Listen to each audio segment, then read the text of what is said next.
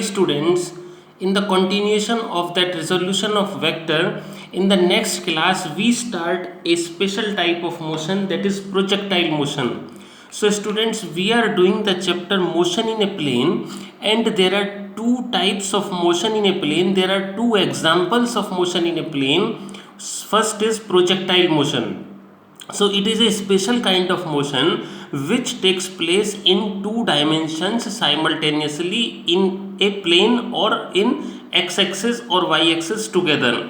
So this is an example of motion in 2D. So how does it take place? When a body is thrown in with some initial velocity in a direction different from horizontal or vertical, then body moves along some specified path under the effect of gravity. So student, first of all we should understand this motion takes place under the effect of gravity. So there is a constant acceleration in a body during this kind of motion, that is projectile motion, that is A is equal to G, acceleration due to gravity A is equal to G. So students, you have done in the previous chapter, if a body is moving along a straight line in horizontal direction or motion of a car on a straight road, that is motion in 1D. If a ball is thrown vertically upward or it is dropped from some height in downward direction, then this is also motion in 1D. But if a body is not thrown along x-axis or along y-axis, it is given some velocity at an angle theta with the horizontal, like this. Okay, if body is given some initial velocity at an angle theta, then it does not follow this x-axis or y-axis. It follows a very particular path like this. So this is called the projectile motion. So students, projectile motion is the motion which is an example of motion in 2D, and it takes place under the effect of gravity. If body is given an initial velocity in a direction different from horizontal or vertical, then body moves along some specified path, and the path of motion is called its trajectory. It is a parabola. Later on we will prove it is a parabola. So student, examples of this motion are motion of a cannon, motion of a football. All these are the, or ball thrown from some height, okay, in horizontal direction. So in projectile motion, horizontal velocity remains constant. So student, you should remember that when a body is in projectile motion, since there is no acceleration in horizontal direction, there is an acceleration in vertical direction. So in projectile motion, horizontal velocity remains constant because there is no acceleration in horizontal direction. So vertical velocity changes because there is an acceleration, and it decreases from point of projection to the highest point, and it becomes zero. As we throw a ball in vertically upward direction, then at the highest point of its motion, velocity is zero. So now we are going to discuss. So I have drawn a figure here which is showing the path of the motion of a body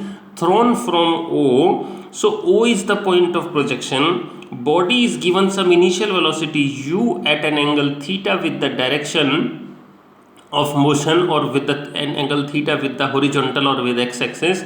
So students, I told you this velocity vector can be resolved into two components, u cos theta and u sin theta.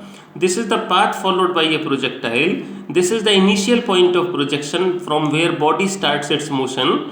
After some time it reaches to highest point of its motion p, and coordinates of p are x, y. So this horizontal distance will be x and this vertical will be y. Okay, and the time taken from O to P is t. So we can discuss separately from O to P. Students, please don't consider it as motion in 2D. Discuss or analyze it as motion in 1D. आप इसको ये समझो ही मत कि ये two dimensional motion है. आप इसको सिंगल डायरेक्शन में पिछले चैप्टर के बेसिस पर ही डिस्कस कर सकते हैं. See how.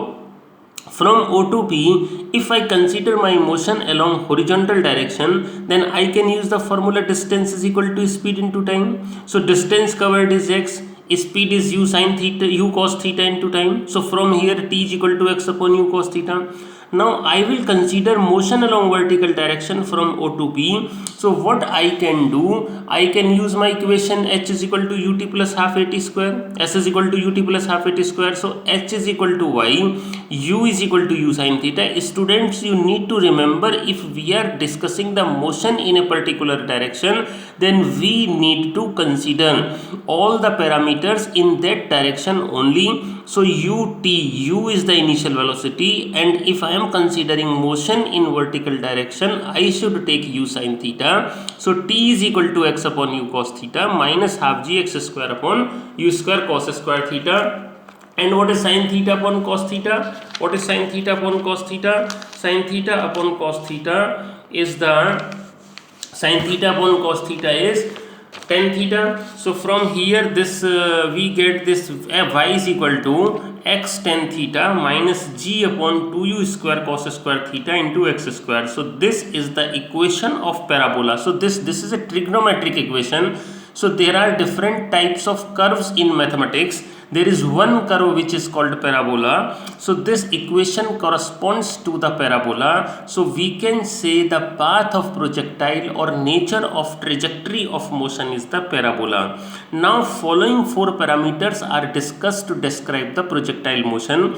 The number one is time of flight. So students, what is time of flight? So when the body is projected from the ground and when it hits the ground, this total time of motion during which projectile remains in air is called the time of flight, capital T. So I have taken small t is the time from O to P in the diagram, from point of projection to highest point. So and you know time of ascent is equal to time of descent. So t is equal to t plus t to t. From O to P along vertical, if I use my v is equal to u plus at, so final velocity at highest point is 0 and a is equal to minus g. So from here this t comes, so this small t is equal to u sin theta upon g, and total time of flight t is equal to 2u sin theta by g. Now the next parameter is maximum height attained. So this, when the projectile is in the motion, it covers horizontal distance as well as height.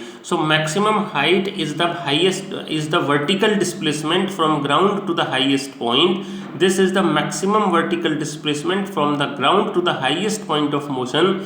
So if from O to P I use my equation in vertical direction, h is equal to ut plus half gt square. So h maximum will be u sin theta into, I have written the value of t, u sin theta by g. So it will come h maximum is equal to u square sin square theta by 2g. Now the next parameter is the range. So what is range? Range is the horizontal distance. So there are two types of distances. This is the motion in 2D. So distance is covered in vertical direction as well as in horizontal direction. So range is the horizontal distance. Range is the horizontal distance covered. So this is the horizontal distance covered by the body in projectile motion. So distance is equal to speed into time is used. So u cos theta into 2u sin theta by g, u square sin to theta upon g. So this is the range or horizontal distance. Now there are some special cases. So this is the only application of projectile motion. We can identify whether the body will hit the ground at a particular distance, at the greatest distance or some other distance. So r is equal to u square sin to theta by g is the formula for range. So we can discuss the special cases for it. So first special case, you can see where r is maximum. R is maximum if theta, this sign, it depends on the angle of projection. So u is the constant, we can give maximum velocity as we can give. So u is the constant. So u constant, so range depends on sine, and the maximum value of sine is 1. So 2 sine 2 theta is equal to sine 90. So theta is equal to 45 degrees. So students, this is very important. You should remember, in order to project an object at maximum range, the angle of projection should be 45 degree. Angle of projection should be 45 degree. H maximum is equal to u square. Now what is maximum height in this case? Generally question is asked in the exam, when range is maximum, what is the maximum height? So maximum height is calculated by putting theta is equal to 45 degree, u square sin square 45 upon 2g, u square by 2g into 1 by 2, u square by 4g. So when body is projected at maximum range, h maximum and r maximum, h is equal to r by 4. This is the relation. Now the next parameter is velocity at any instant. So students, you know there is an acceleration in vertical direction in this motion. There is an acceleration in vertical direction in this motion when body moves in projectile motion. Since velocity in vertical direction changes, so overall velocity changes. So we can also calculate the velocity at any instant. Okay, so u is equal to uxi plus uyj. Okay, in vector, this is in vector form. So after some time, velocity v will be vxi plus vyj, and initial velocity, horizontal component u cos theta, vertical component u sin theta. As I told you, the important part in projectile motion, horizontal velocity does not change. So after some time, x component of velocity will remain the same, and we can calculate the y component of velocity using v is equal to u plus at. So vy is equal to u sin theta t minus gt, and we can write this in this way. This is a vector velocity after some time in terms of ijk. So we get this velocity v vector is equal to u cos theta I plus u sin theta minus gtj. So magnitude of this velocity is under root u square cos square theta plus u square sin square theta plus g square t square minus 2 u gt sin theta. So finally the the result comes that final velocity at an instant v is equal to under root u square plus g square t square minus 2 u gt sin theta, and the direction of this velocity tan alpha is equal to vy upon vx, u sin theta minus gt upon u cos theta. So this is how we have discussed the projectile motion. Okay, projectile motion, which was an example of motion in 2D, and one case of projectile motion we have discussed when body is projected at an angle theta with the ground. This is also called the oblique projection. So there may be two other cases which we will discuss in the next class. Okay, thank you and thank you so much.